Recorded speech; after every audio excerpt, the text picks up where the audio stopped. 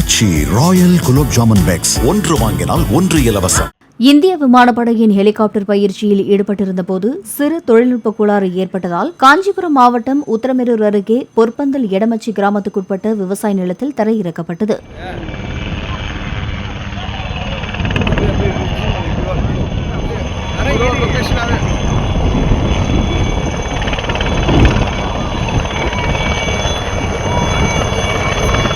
Helicopter வயல்வெளியில் தரையிறங்கியதை வேடிக்கை பார்க்க கிராம மக்கள் கூடினர். ஹெலிகாப்டரில் ஏற்பட்ட பழுதை நீக்க மெக்கானிக்குகள் வேறு ஒரு ஹெலிகாப்டரில் வரவழைக்கப்பட்டனர்.